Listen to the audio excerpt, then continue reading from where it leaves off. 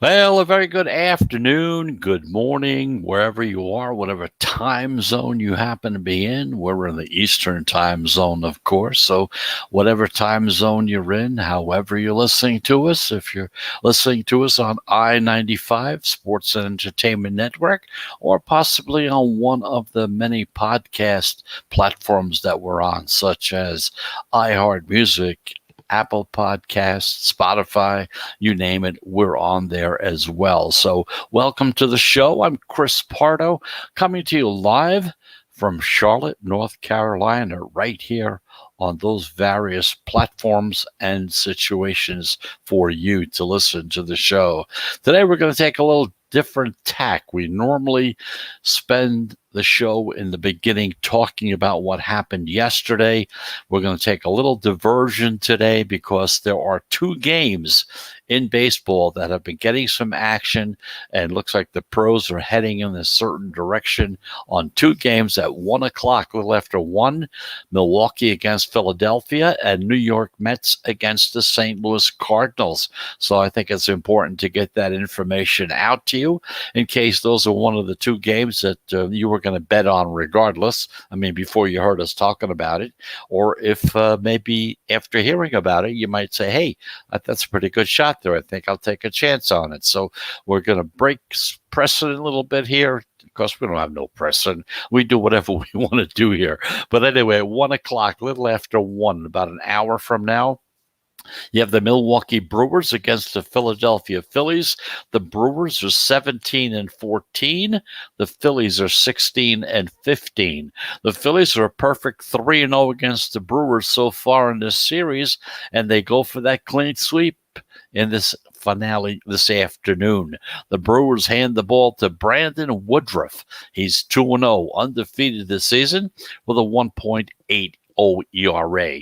And the Phillies, well, they come out with their veteran, Zach Wheeler. He's 2-2 with a 3.49 ERA. Now, as we look at this line real quick, it opened with Milwaukee. They were a minus 115 road favorite on the money line, and the Phillies were a plus 105 home dog. Now, the pros seem to be siding with the Brewers to avoid the sweep as we see Milwaukee move up from being a minus 115 to a 120 on the money line, a minus 120, of course. The Brewers have value in this game because they're a favorite in what we call a super low total game. The total for this game is 7. Now, keep in mind something. Historically, low totals, when there are 8 totals or less, have really benefited the favorites as the fewer amount of expected runs are scored, and it's more likely to come from the better team. Less points scored, less runs scored. Generally, that favors the team that has the better record is the better team, if you want to look at it from that perspective. So the pros on this particular game, along with the analytics on the Milwaukee Brewers. Also, a little after 1 o'clock, like 1:15 Eastern Time, you have the New York Mets. They're 12 and 13. They're playing the Cardinals out in St. Louis, and they're 18 and 13 so far this season. Now, the Cardinals, they've taken 2 of the first 3 games in this 4-game series. Now, St. Louis won the opener 6-5. And then the team split yesterday's doubleheader. St. Louis won the first game 4-1. The Mets came back and won 7-2. Now, in the finale today's this afternoon's final game, okay? The Mets start their righty, Tijuan Walker. He's 1-1 so far this season with a 3.0 ERA. Meanwhile, the Cardinals, they come back with their righty, John Gant. He's 2-2 so far this season with a 2.16 ERA. Now, looking at the line in this game, it opened with the Mets listed as a minus 115 road favorite, and the Cardinals a plus 105 home dog. Now, the pro money has sided with the Mets. They drove the line up from being a minus 115 up to minus 120. The Mets have value in this game. They're a non-division favorite that have a line move in their favor, and they're also a favorite, again, with a low total. The total in this game is 8. The Mets will look to lean on their bats in this one because New York is hitting 240, while the ranks, I think that's about 10th. Yes, it's 10th in the league, and the Cardinals are hitting at 229, which ranks them 18th. So in this particular game, the second game this afternoon, New York Mets against the St. Louis Cardinals.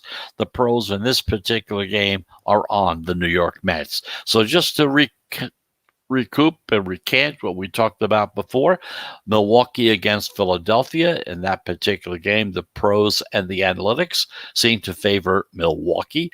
And in the Mets against the Cardinals, the other 1 o'clock game, you have the pros and the analytics going on the New York Mets in that game as well. There's one other game. We might as well finish up that segment of the show right now because there's a game at 4:05. They're all afternoon games, which is, again, one of the reasons why we switched to this 12 o'clock time slot, because we know that as the spring is here, as it gets warmer, it gets into June, more and more games will be on early in the afternoon. That's why we're kind of thinking about setting up a newsletter so that you can have this information at like 8 o'clock Eastern time, to give you an idea, so that you can start thinking about whether you wanted to bet on any of these two games, or if you were thinking about betting one of them before you went to bed at night. So anyway, we'll talk about that later. But in the meantime, just gives you an idea of how important that newsletter could be, okay?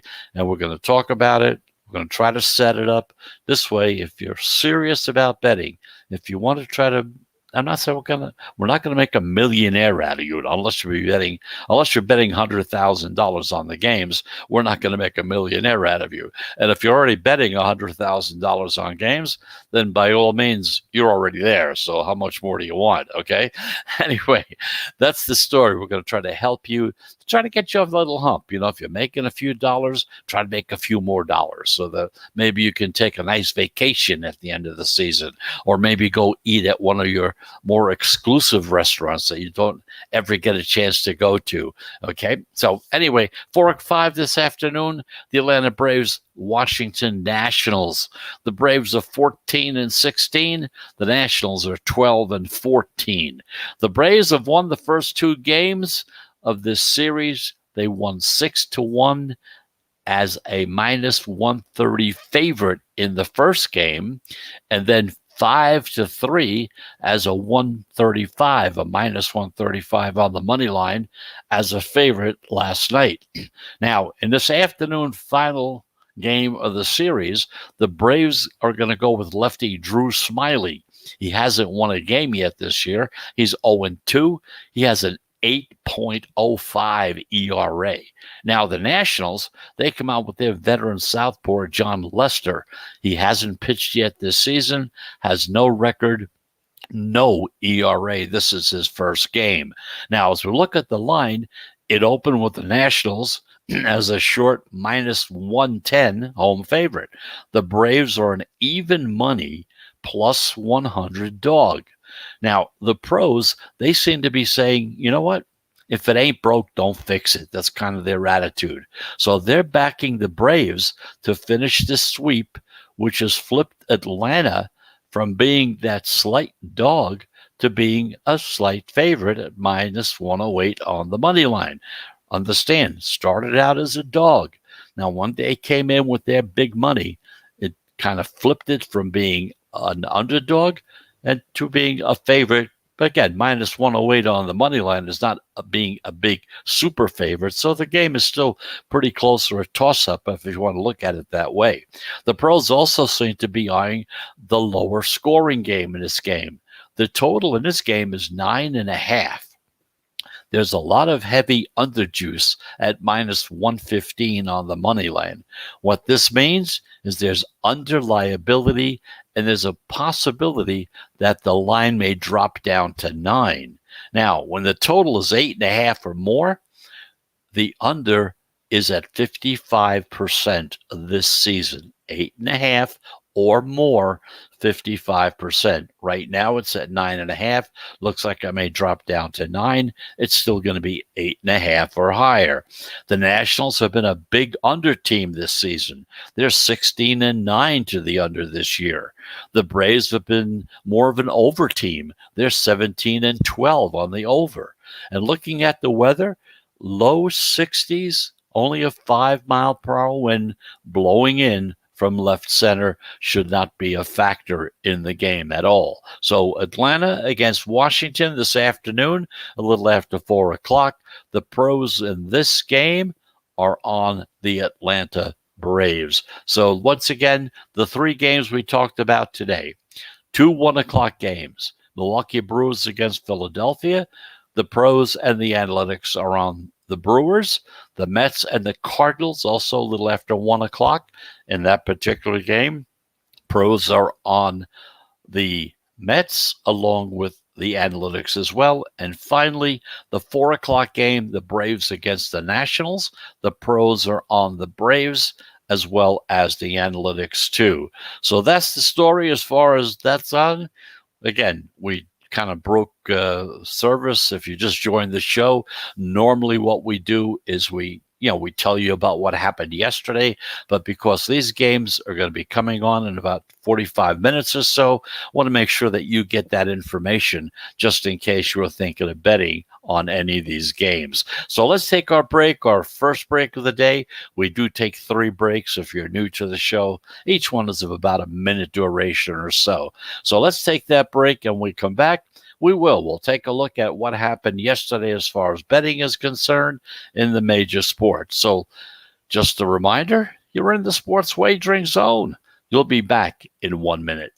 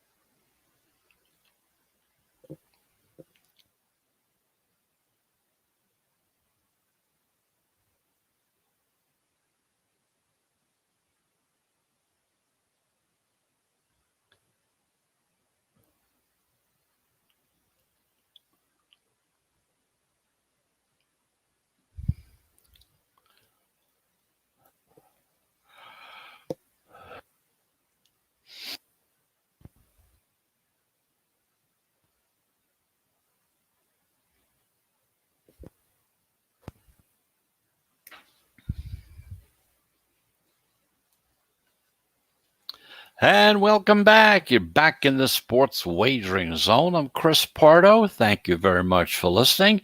We're coming to you live from Charlotte, North Carolina, right here on the I-95 Sports and Entertainment Network, as well on most of your major platforms for podcasting, such as Apple Podcasts, Spotify, Amazon Radio, Amazon Music, iHeartRadio. We're just about everywhere. So thank you very much for listening. Now, if you just tuned in, I know normally at this point in time, we'd be going over the games, the 3 selections that the pros are making for the games for tonight. Just so happens there are 2 games that were very big this afternoon. We covered those first. So just in case you missed it, I'm going to let you know that there's a 1 o'clock game, Milwaukee against the Phillies. The pros and the analytics are on the Brewers in that particular game. Also about 1:15, you have the Mets against the Cardinals. And in that particular game, the pros are on the Mets as well. And finally, at 4:05, the Braves against the Nationals. The pros in that particular game are on the Braves. So those are the 3 games that kind of had some early action, and looks like they might be going in the certain directions as far as the professional bettors are concerned. So that's the story there. Now let's go back to what we normally do at this time, talking about what happened yesterday as far as betting is concerned. In the National Hockey League, finally, the underdogs came out barking yesterday, went 6-3. You had upsets by the Senators, the Blue Jackets, the Ducks, the Jets, Kings, and Sharks. The over-under split 4-4-1 with a push on the Capitals and the Rangers. That number was at 6. The unders still lead, however. They're at almost 51%. Meanwhile, the first period unders went 6-3, and they lead at almost 52%. So that's the story with the National Hockey League. Finally, some dogs came in and barked loud and clear, because so far this season, as far as the National Hockey League is concerned, the favorites have really been doing very, very well. So in the NBA, the favorites did well. 7-2 straight up, 6-3 against the spread. You had upsets by the Hawks, who were 1-point dogs against the Suns. You had the Kings, who were 6-point dogs against the Pacers, and the Wizards, who were 4-point dogs against the Bucks. I know they lost the game, but more importantly, they covered on the board. The favorites now lead. They're at 51%. The overs went 7-2 yesterday to make their lead a little more, and they're at almost 51%. So that's the story in the NBA. Favorites doing very well. In Major League Baseball, once again, the dogs came out barking, got out of those dog houses, got away from those leashes, and they barked 9-7, highlighted by the Orioles, a +100 against the Mariners. In that game, John Means pitched a no-hitter, came very close to pitching a near-perfect game. It's amazing how many no-hitters have been pitched so far this season. Even if you take into consideration that 7th-inning no-hitter, which really doesn't count as a no-hitter, okay? But nobody got any hits. It's not the pitcher's fault. They only went 7 innings, but you have to go at least 9 innings in order to qualify as a true no-hitter. So you can see the pitchers have really been dominating so far this season. That's why those unders have been working very, very well. Other upsets were by the Cubs, who are a big 148, +148 on the money line, and they swept the Dodgers. Remember, everybody thought the Dodgers would all those guys that they have. I mean, they have a team of all-stars. They just can't seem to get it together. The chemistry just is not there right at the moment anyway. The Phillies, the Tigers, the Rangers, the Rays, the Blue Jays, and the Cardinals and Mets were splitting, were also dogs winning each game. Now, the favorites still lead, okay, but it slipped down a little, not as high as it used to be, and the unders went 8-7. You had a push on that Diamondbacks-Marlins game at 8, and they hold the lead at almost 51%. So that's the story in Major League Baseball. Again, we talked about the 3 games on tap for today. And again, if you just tuned in, I know usually around this time we're talking about those 3 games or 4 games, 2 games, whatever games we have to talk about.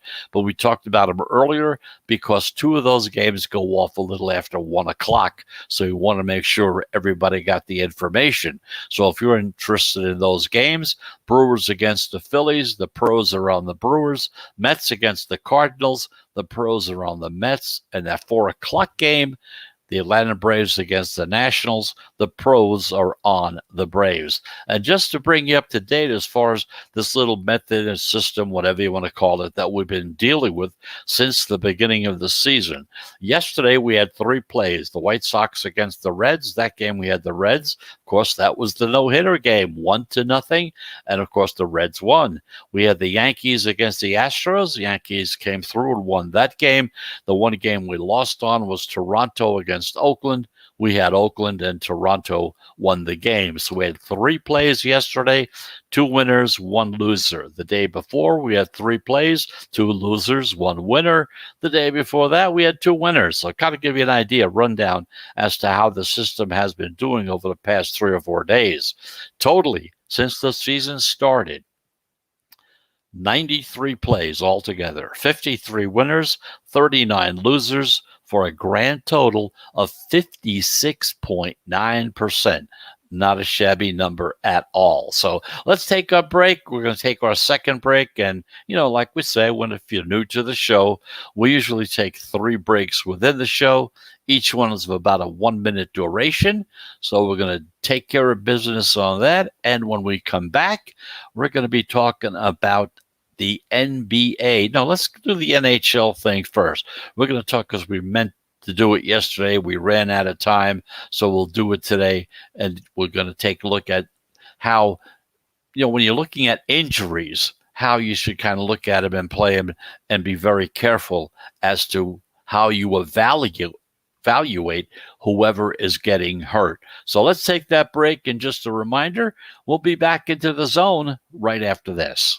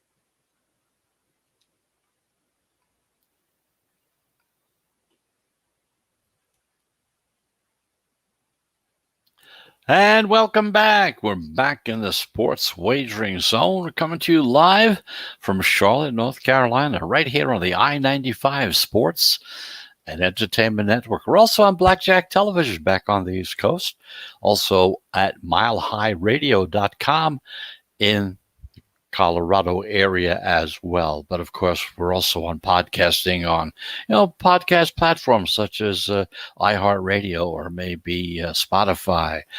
Okay, so, or Apple Podcasts, depending where you want to go. So that's the story there. We talked about baseball. We talked about the 3 games, 3 of them. They're all this afternoon. 2 are starting in about 45 minutes, maybe 35 minutes, depending on what time it is. And we're talking Eastern time, of course. So let's go back and talk about the National Hockey League. We meant to cover this yesterday, but we kind of ran out of subject matter because Rogers was really at the top of the list of talking about things, and mainly because finally it's starting to have an effect on the betting.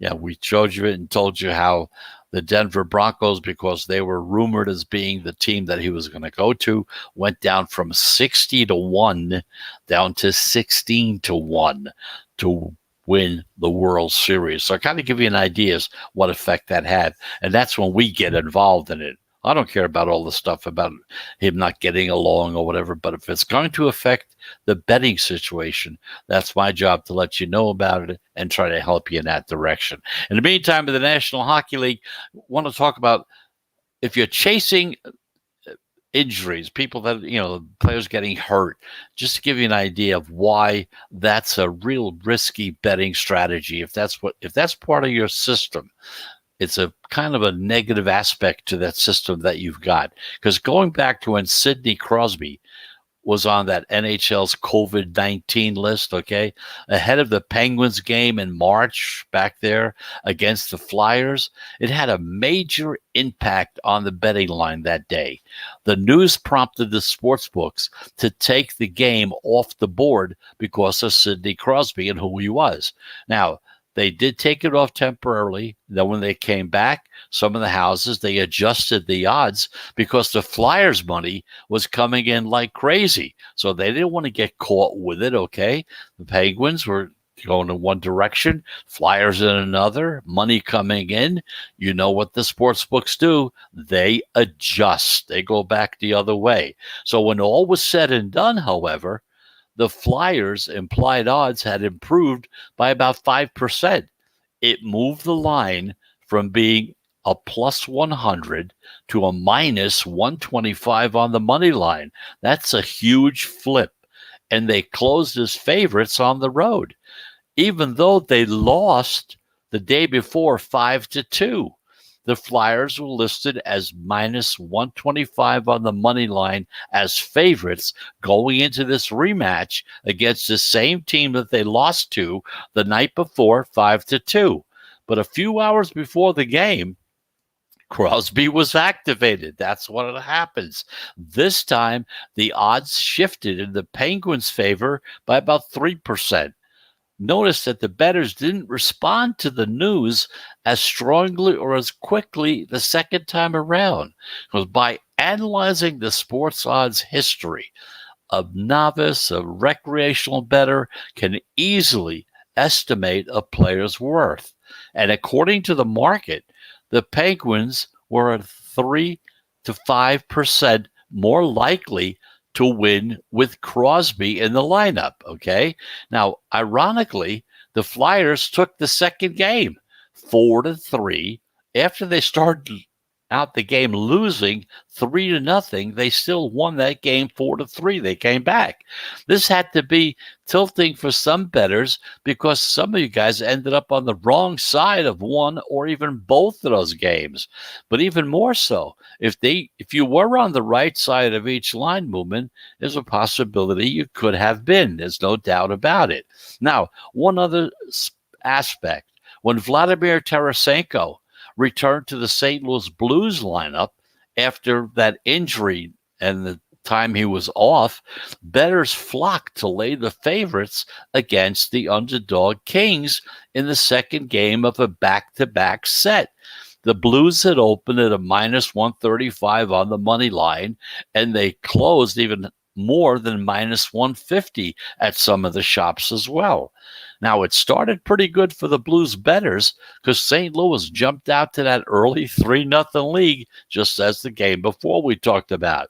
The Kings stayed the course, tied the game before they finally won this game in overtime. Okay, another situation. The Vancouver Canucks lost Elias Pettersson to injury, and then they won back-to-back games because the Toronto Maple Leafs, as sizable home underdogs, before a comeback shootout win over the Montreal Canadiens.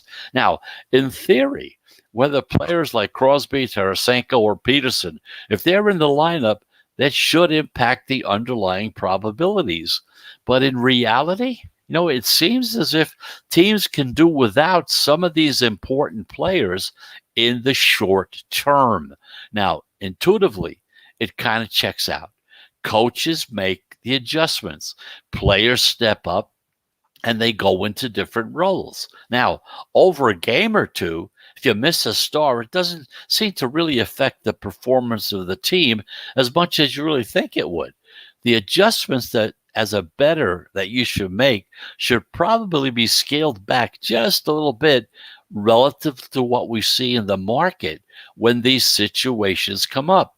Bettors, you should prepare prices with different circumstances in mind. Clusters of injuries to star players seem to have a much bigger impact on team performance in a very small sample. In Colorado, superstar defensemen Cole Makar and Nathan MacKinnon missed multiple games, and the Avalanche still went on a stretch of playing .500 hockey against some of the worst teams out in the West. And also the Golden Knights, after they lost Mark Stone and Alex Pietrangelo for a game against the Wild, caused Vegas to go from being a road favorite at minus 115 to underdogs, and rightly so. But the Wild shut out the Golden Knights 2-0. Now, one player can make a difference, but losing both at the same time is tough to really overcome.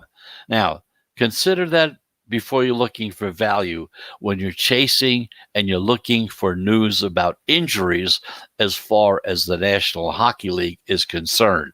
It's something you should think about. Again, the samples are too small to really go in one direction or another, but it kind of looks like from some of the things we talked about, it really doesn't make much of a difference in the short term. So keep an eye on it. Perhaps as you see that happening, and it happens to an often, and this is one of the reasons why when we talked about action or starting pitcher, which is one of the things you can do in baseball. What that means, in case you didn't hear about it in the past when we talked about it, was the fact that when you bet on a baseball game, you can bet one of two ways. You could bet action, which means no matter who's pitching, you got action at that particular number that you're in at. Now, if they switch pitchers, it doesn't make any difference. You're still stuck with that number. Now, most of the time, it's probably going to be on the negative side, but hey, every now and then a better pitcher comes in to replace the guy that they took out. So you also can play what is known as starting pitcher. In other words, if the starting pitcher for either team gets cut, the bet is off. Doesn't mean you can't bet the game, but you have to come back in and bet at a different number. Obviously, there could be a different number depending on the quality of the pitcher that's coming in. So when we talked about that a few weeks ago, I got a ton of emails from hockey fans who said, hey, I wish we had the same thing in hockey. And you can see from when these injuries occur how good it would be to know ahead of time. If you can't find out, and then, a half hour before game time, somebody can't play because they got hurt or the positive test came back on COVID, whatever, at least you know that if they're not playing, right, you have a shot of not having to bet at all or taking on a new number for that particular game. So hopefully that'll happen in the near future for you guys that bet hockey. I know it would be a big, strong thing for you. So let's take our final break. We'll be back once again. We'll finish up with the NBA, taking a look at the power rankings because they're changing a bit. Of course, we got the playoffs coming up soon, so we'll go into that as soon as we come back. So just a reminder, you're in the sports wagering zone. We'll be back right after this message.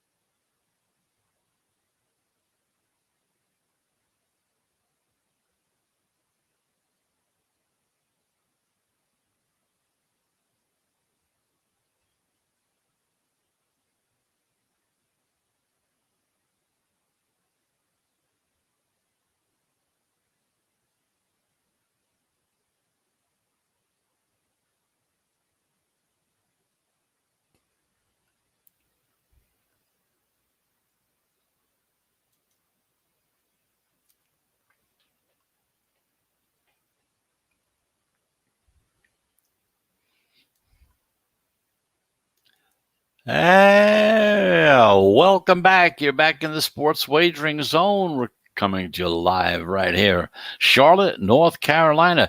Big golf tournament here this weekend. Yeah. Yes, sirree, Bob, right here in Charlotte, North Carolina. We have a big golf tournament, big PGA tournament. And you don't usually get too many of the bigger players in it because what happens is it's like after the Masters, and a lot of those guys kind of take off for a couple of weeks before they come again. But, of course, the Wells Fargo, that's what it's called here in Charlotte. It used to be called something different. It was a different bank, and then Wells Fargo took over that bank. So now it's the Wells Fargo tournament as well. So that's going on right here in Charlotte. A lot of people around. There's some great players still in it, but the majority of the big guys, they kind of take the week off or two, and then they come back into the season like next week or the week after. So let's talk about the NBA because the rankings are in. The rankings have changed because we're down to the final 2 weeks of the NBA season. It means two things. Number one, coming to an end, which means that very shortly, as soon as the playoffs begin, we're going to start spending more time talking about NBA games. And absolutely nothing at this point in time has really been decided. It's just why it's been such a hard season to bet this year. There's no seed is in the final yet. No play-in teams are final. And the multiple win totals, they remain to be decided, okay? The teams at the top of the conferences, they've really started to peak. Phoenix and Philadelphia turned in undefeated weeks as they attempt to lock in the top seeds in their conferences that they're in. Now, teams are also starting to get healthy. Trae Young returned from injury, and Charlotte saw Malik Monk and LaMelo Ball play basketball last week. So the question is, maybe they kind of took it easy, get ready for this now, right?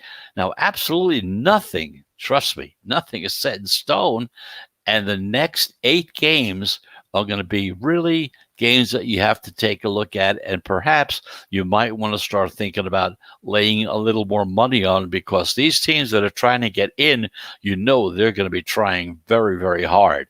So looking at the latest rankings, number 1 is Phoenix. They were number 1 last week. For the week, they're 3-0 straight up. They're 2-1 against the spread. It was an incredible week for the Suns. Not only did they defeat everybody they played, but 2 of those teams were in the running to take the first seed in the Western Conference. So the Suns were just a half game behind the Jazz with 8 games left. Like I said, they were 3-0 straight up, and against the spread, they had this record against them. So take a look at it. Phoenix Suns, number 1. They were number 1 the week before. They stay there. At number 2, you have the Philadelphia 76ers moving up from number 3. They were 4-0 straight up this past week, 3-1 against the spread, which is most important. Now, Philadelphia led the league in net rating at plus 20.2 and defensive efficiency at 100.3 last week. Now, the 76ers, they slaughtered a shorthanded Hawks team twice. They beat the Spurs and the Bulls. Now, not the strongest competition, that's for sure, but the ability to destroy these lesser teams is a positive for the Sixers. They now control the top seed in the East with 7 games left to play. They were number 3 last week. This week, they're at number 2. At number 3, moving up from number 4, the Denver Nuggets. They were 3-1 straight up, only 2-2 against the spread. Now, Denver took a pretty tough loss on Monday night against the Lakers, but this team was 9-3 straight up since they lost Jamal Murray. Now, the Nuggets are only 5-7 against the spread over that stretch as well, and things could be getting slightly worse. P.J. Dozier went down with a hip injury, and Monty Morris and Will Barton, well, they're still ailing. So who is left to suit up? That's going to be the big question. Denver Nuggets at 3, moving up from 4. At number 4, moving down from 2, the Los Angeles Clippers. 0-2 straight up, 0-2 against the spread this past week. It was a winless week for Los Angeles, but there's really some nuance to it. First of all, the Clippers dropped the game to the top-seeded Suns without Kawhi Leonard. Then Leonard came back a couple of days later, but the Clippers lost to Denver at home, despite they average 1.195 points per possession. Now, Patrick Beverley came back on Tuesday, so this team is slowly coming together. They're at number 4, moving down from number 2. The Milwaukee Bucks at 5, moving up to 5 from 6. Last week, they were 3-1 straight up, 3-1 against the spread. Now, Milwaukee scored a big win over the Nets on Sunday, but the loss to Houston, well, that's really had no excuse for that game. Giannis was injured 45 seconds into that game. But to allow that team to drop 1.315 points per possession and shoot 54% from deep shows the problems that the Bucks have whenever Antetokounmpo is on the floor. So Milwaukee moved up to number 5 from number 6. The Knicks, who were number 7 last week, now moved up to number 6. Some big changes coming on with the Knicks. We suffered for many, many years with this team. Last year, they were 3-0 straight up. Last week, they were 3-0 against the spread. So when is the betting market finally going to catch up to how really good this team is? Living off of, people are still looking at past years, how they've been. They're starting to make a move now. The market moved against the Knicks on Monday, but they handled Memphis for their 12th win in 13 games, 12 out of 13. The Knicks were 14-1 against the spread in their last 15 games. So if you're a Knicks diehard and you played the Knicks over the past 15 games, you're sitting there with a nice little piece of change in your wallet. They led the league in net rating in that span as well. Now, finally, there's another team that plays in New York, the Brooklyn Nets. They were number 5 last week, dropped down to number 7. They were 2-2 straight up, 2-2 against the spread. The Nets ended the week with consecutive losses to Portland and Milwaukee. But Kevin Durant was on the floor for just one of those games. Now, their inconsistent defense really showed up last week. They gave up 114 points per 100 possessions. It's just a waiting game as James Harden is still on the mend. He's going to be the key coming in as the season comes to an end. So that's the story as far as the ratings go in basketball. We covered some National Hockey League stuff for you. And now just once again, I want to get back to the games that are on tap for this afternoon. You still have time. At 1:15, you have the New York Mets against the Cardinals. In that particular game, the pros and the analytics point to the Mets. At 1:05, you have the Milwaukee Brewers in Philadelphia playing the Phillies, and in that particular game, the pros are on the Brewers. And finally, at 4 o'clock, the Atlanta Braves and the Washington Nationals. In that particular game, the pros are on the Atlanta Braves. So it kind of gives you an idea as to the games for today. So anyway, that's the story for today. We covered a lot of different subjects, make you basketball players happy, make you hockey players a little happy, and hopefully your baseball players, you guys that play the baseball, I hope you're happy as well, because we gave you a couple of games and we're doing it early and we're trying to do that for you. So, hey, who knows? These are games you may have been looking at anyway, for thinking about betting. So hopefully the information we gave you will put you in one direction or another. So once again, thanks for listening. We'll be back again tomorrow, once again at 12 o'clock noon Eastern time. And just as a reminder, just in case you're interested, we're talking about this newsletter. If you have any interest in getting involved in the newsletter that's maybe coming out, just send us an email. Just send it to thesportswageringzone@gmail.com. That's thesportswageringzone@gmail.com. We've been getting some responses on it. You don't have to talk about the show. I mean, if you want to say it's good or bad, whatever, you're welcome to do so. But of course, just let us know if you're interested or not, and we'll kind of keep you in mind, okay? So once again, that address is thesportswageringzone@gmail.com. So we'll be back again tomorrow, 12 noon Eastern time. Until then, have a very, very nice, pleasant Thursday. More important than that, have a profitable one as well. So until tomorrow, goodbye, everybody.